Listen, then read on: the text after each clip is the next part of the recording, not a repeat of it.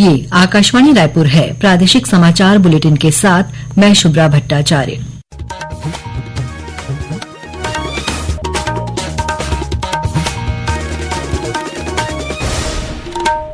और अब पेश है आज के मुख्य समाचार। प्रधानमंत्री नरेंद्र मोदी ने आज नई दिल्ली के भारत मंडपम में ग्रामीण भारत महोत्सव का उद्घाटन किया। बीजापुर के पत्रकार मुकेश चंद्रकार की हत्या के मामले में पुलिस ने 3 आरोपियों को गिरफ्तार किया। घटना की जांच के लिए एसआईटी गठित की गई। राज्य सरकार ने महतारी वंदन योजना की 11वीं किश्त की राशि जारी कर दी है। और प्रदेश में कल से ठंड कम होने के आसार, तापमान में 2 से 3 डिग्री सेल्सियस की बढ़ोतरी की संभावना। अब समाचार विस्तार से। प्रधानमंत्री नरेंद्र मोदी ने आज नई दिल्ली के भारत मंडपम में ग्रामीण भारत महोत्सव का उद्घाटन किया। समारोह को संबोधित करते हुए श्री मोदी ने गांवों को विकास के अवसरों के जीवंत केंद्रों में बदलकर ग्रामीण भारत को सशक्त बनाने के सरकार के दृष्टिकोण पर बल दिया। उन्होंने कहा कि गांवों के लोगों को सशक्त बनाना उनकी सरकार की प्राथमिकता है। गांव के लोगों को गरिमापूर्ण जीवन देना ये मेरी सरकार की प्राथमिकता है। हमारा विजन है भारत के गांव के लोग सशक्त बने, उन्हें पलायन ना करना पड़े और इसलिए हमने गांव गांव में मूलभूत सुविधाओं की गारंटी का अभियान चलाया। ग्रामीण भारत महोत्सव 9 जनवरी तक चलेगा। इसका विषय है विकसित भारत 2047 के लिए आत्मनिर्भर ग्रामीण भारत का निर्माण और सिद्धांत गांव बढ़े तो देश बढ़े है। बीजापुर के पत्रकार मुकेश चंद्रकार की हत्या के मामले में पुलिस ने 3 आरोपियों को गिरफ्तार किया है। गिरफ्तार आरोपियों में रितेश चंद्रकार, दिनेश चंद्रकार और महेंद्र रामटेके शामिल हैं। इस मामले में सुरेश चंद्रकार को मुख्य आरोपी बनाया गया है। उप मुख्यमंत्री और गृह मंत्री विजय शर्मा ने आज रायपुर में आयोजित एक पत्रकार वार्ता में बताया कि इस घटना की जांच के लिए अतिरिक्त पुलिस अधीक्षक मयंक गुर्जर के नेतृत्व में 11 सदस्यीय एसआईटी की टीम गठित की गई है, जो वैज्ञानिक और तकनीकी साक्ष्यों के आधार पर विवेचना कर न्यायालय में जल्द से जल्द चालान पेश करेगी। मुकेश जी की हत्या की गई है, उसमें सुरेश चंद्राकर के रिश्तेदार रितेश चंद्राकर, दिनेश चंद्राकर और उनके कर्मचारी महेंद्र रामटेके को पुलिस ने हिरासत में ले लिया है। पूछताछ जारी है। तुरंत इस पर कार्यवाही करते हुए आईपीएस मयंक गुर्जर अतिरिक्त पुलिस अधीक्षक हैं बीजापुर में, उनके नेतृत्व में 11 सदस्यीय टीम बना करके एसआईटी का गठन करके और इस प्रकरण की पूरी जांच शुद्धता से की जाएगी। इस पूरे प्रकरण में पुलिस स्पीडी ट्रायल करा करके 3 से 4 हफ्ते के अंदर अंदर चालान भी पुटअप करके जांच की प्रक्रिया पूर्ण करके चालान पुटअप करके न्यायालय से आग्रह करेंगे कि शीघ्र ही इसमें पूर्ण सजा दी जाए। उधर बीजापुर में आज पत्रकारों से बातचीत करते हुए बस्तर आईजी सुंदर राजपीर ने बताया कि हत्याकांड में ठेकेदार सुरेश चंद्रकार को मुख्य आरोपी बनाया गया है। सुरेश चंद्रकार के बाड़े में ही हत्या की घटना को अंजाम दिया गया। इस घटना में रितेश चंद्रकार और सुपरवाइजर महेंद्र रामटेके सीधे शामिल थे। दोनों ने मिलकर मुकेश चंद्रकार पर प्राणघातक हमला किया, जबकि सुरेश चंद्रकार ने साक्ष्य मिटाने का काम किया है। आईजी ने बताया कि रितेश को दिल्ली से गिरफ्तार किया गया है। उन्होंने बताया कि मुख्य फरार आरोपी सुरेश चंद्रकार की गिरफ्तारी के लिए पुलिस की 4 अलग अलग टीम बनाई गई हैं और संभावित लोकेशन के आधार पर घेराबंदी की जा रही है। उन्होंने बताया कि सुरेश चंद्रकार और अन्य आरोपियों की संपत्ति की जानकारी जिला प्रशासन द्वारा निकाली जा रही है। अभी सुरेश चंद्रकार के 3 बैंक खाते सील किए गए हैं। आरोपियों से पूछताछ के बाद घटना के कारणों का खुलासा हो पाएगा। इस बीच बीजापुर जिला प्रशासन ने त्वरित कार्रवाई करते हुए आरोपियों के अवैध निर्माण पर बुलडोजर चलाया है। वहीं मुकेश चंद्रकार की हत्या के विरोध में बीजापुर नगर आज पूर्णतः बंद रहा। पत्रकारों ने राष्ट्रीय राजमार्ग में चक्का जाम कर विरोध प्रदर्शन किया तथा आरोपियों के खिलाफ सख्त कार्रवाई की मांग की। इधर मुकेश चंद्रकार की हत्या के विरोध में राजधानी रायपुर सहित प्रदेश भर में पत्रकारों ने धरना प्रदर्शन किया और आरोपियों के खिलाफ सख्त कार्रवाई करने की मांग की। रायपुर में प्रेस क्लब के नेतृत्व में पत्रकारों ने प्रेस क्लब से राजभवन तक पैदल मार्च किया। बाद में पत्रकारों ने अंबेडकर चौक के पास एकत्रित होकर 2 मिनट का मौन रखकर मुकेश चंद्रकार को श्रद्धांजलि अर्पित की। गौरतलब है कि बीजापुर के पत्रकार मुकेश चंद्रकार बीते 1 जनवरी से लापता थे। कल देर शाम पुलिस ने उनका शव ठेकेदार सुरेश चंद्रकार के परिसर में बने सेप्टिक टैंक से बरामद किया है। मुख्यमंत्री विष्णुदेव साय ने आबकारी विभाग के अधिकारियों को प्रदेश में अवैध मदिरा के विनिर्माण, धारण और परिवहन तथा विक्रय पर प्रभावी नियंत्रण के लिए पुलिस विभाग के समन्वय से कड़ी कार्रवाई करने के निर्देश दिए हैं। उन्होंने कहा कि राज्य के सीमावर्ती इलाकों में स्थापित आबकारी चेकपोस्ट को क्रियाशील रखा जाए।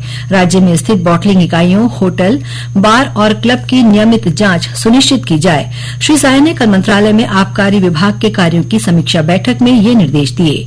मुख्यमंत्री ने महुआ संग्राहक वनवासियों को आय के बेहतर साधन उपलब्ध कराने के उद्देश्य से अन्य राज्यों में प्रचलित महुआ नीति का अध्ययन करने को कहा। प्रादेशिक समाचार आप आकाशवाणी रायपुर से सुन रहे हैं। छत्तीसगढ़ की खबरों से है आपका वास्ता और खबरों की विश्वसनीयता से है हमारा वास्ता। आकाशवाणी समाचार रायपुर के प्रादेशिक समाचार बुलेटिन के साथ ही हमारे समसामयिक कार्यक्रम आप रेडियो के अलावा अपने मोबाइल पर भी सुन सकते हैं। आकाशवाणी समाचार फेसबुक, ट्विटर और यूट्यूब पर भी उपलब्ध है। हमारा Facebook page Chhattisgarh news on AIR, Twitter handle CGAIR news और हमारा यूट्यूब चैनल है छत्तीसगढ़ AIR न्यूज। तो अब रेडियो के साथ ही आपके मोबाइल के जरिए भी हम पहुंच रहे हैं आप तक। छत्तीसगढ़ की हर खबर के लिए सुनते रहिए आकाशवाणी समाचार। और अब आगे बढ़ते हैं बाकी के समाचारों की ओर।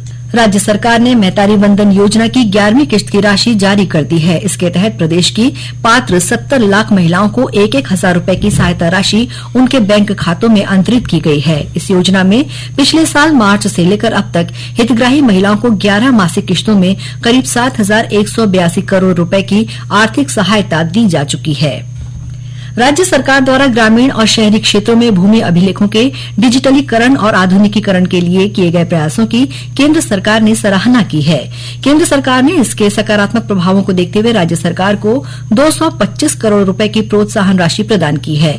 इसमें भूमि रजिस्ट्री प्रक्रिया को ऑनलाइन करने और इसे भूमि रिकॉर्ड से जोड़ने के लिए 150 करोड़ तथा विरासत रजिस्ट्री को डिजिटल कर आम जनता के लिए सर्च उपलब्ध कराने 75 करोड़ रुपए शामिल हैं।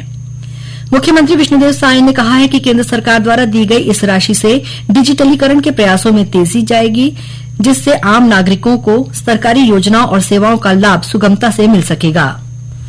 राज्यपाल रमेन डेका ने आज धरसींवा विकासखंड के ग्राम पंचायत मांढर में आयोजित निःशुल्क स्वास्थ्य जांच और रक्तदान शिविर का उद्घाटन किया। इस अवसर पर उन्होंने कहा कि स्वस्थ जीवन हर व्यक्ति का मौलिक अधिकार है। वर्तमान में जब लोगों की जीवन शैली तेजी से बदल रही है तो स्वस्थ रहने के लिए नियमित स्वास्थ्य जांच जरूरी है। उन्होंने कहा कि यह शिविर न केवल स्वास्थ्य सेवाओं को सुलभ बनाने की दिशा में एक महत्वपूर्ण कदम है, बल्कि जनमानस में स्वास्थ्य के प्रति जागरूकता बढ़ाने की भी एक अनुकरणीय पहल है। कोरबा जिले में हुई एक सड़क दुर्घटना में SCCL के 2 कर्मचारियों की मौत हो गई। मिली जानकारी के अनुसार बांगो थाना क्षेत्र के मदनपुर घाटी के पास एक कार अनियंत्रित होकर सड़क से 25 फीट नीचे खाई में जा गिरी। कार पूरी तरह से क्षतिग्रस्त हो गई। इस हादसे में कार सवार 2 लोगों की मौके पर ही मौत हो गई। वहीं 2 अन्य लोग गंभीर रूप से घायल हो गए हैं, जिन्हें अस्पताल में भर्ती कराया गया है। और अब पेश है मौसम का हाल। प्रदेश में कल से ठंड कम होने के आसार हैं। मौसम विभाग से मिली जानकारी के अनुसार एक पश्चिमी विक्षोभ बन रहा है। इससे उत्तर भारत के प्रभावित होने की संभावना है। इसके कारण नमीयुक्त हवाओं का आना शुरू होगा। साथ ही हवा की दिशा में भी परिवर्तन होगा। तापमान के 2 से 3 डिग्री सेल्सियस के आसपास बढ़ने की संभावना है। और अब कुछ समाचार संक्षेप में। केंद्र सरकार ने डिजिटल वैयक्तिक डेटा संरक्षण नियम 2025 का मसौदा जारी कर दिया है। मसौदा नियमों में बच्चों के सोशल मीडिया अकाउंट खोलने के लिए अभिभावकों की अनिवार्य और प्रमाणित सहमति लेने का प्रावधान किया गया है।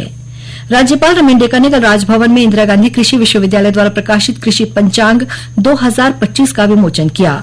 उप मुख्यमंत्री और नगरीय प्रशासन तथा विकास मंत्री अरुण साव ने कल मुंगेली में 36 करोड़ रुपए से अधिक के विकास कार्यों का लोकार्पण और भूमि पूजन किया। हिदायतुल्लाह नेशनल लॉ यूनिवर्सिटी ने टेक्सास A&M यूनिवर्सिटी के स्कूल ऑफ लॉ के साथ MOU किया है। और ऑनलाइन ठगी की बढ़ती घटनाओं और साइबर अपराध के खिलाफ छत्तीसगढ़ सिख समाज द्वारा कल रायपुर के खालसा स्कूल में साइबर क्राइम जागरूकता अभियान शुरू किया गया। पुलिस के सहयोग से आयोजित इस अभियान के तहत साइबर विशेषज्ञ महेंद्र सिंह राजपूत ने साइबर अपराध से बचने के उपायों के बारे में जानकारी दी। अंत में मुख्य समाचार एक बार फिर। प्रधानमंत्री नरेंद्र मोदी ने आज नई दिल्ली के भारत मंडपम में ग्रामीण भारत महोत्सव का उद्घाटन किया। बीजापुर के पत्रकार मुकेश चंद्रकार की हत्या के मामले में पुलिस ने 3 आरोपियों को गिरफ्तार किया। घटना की जांच के लिए एसआईटी गठित की गई। राज्य सरकार ने महतारी वंदन योजना की 11वीं किश्त की राशि जारी कर दी है और प्रदेश में कल से ठंड कम होने के आसार, तापमान में 2 से 3 डिग्री सेल्सियस बढ़ोतरी की संभावना। इसी के साथ प्रादेशिक समाचार बुलेटिन समाप्त हुआ। नमस्कार।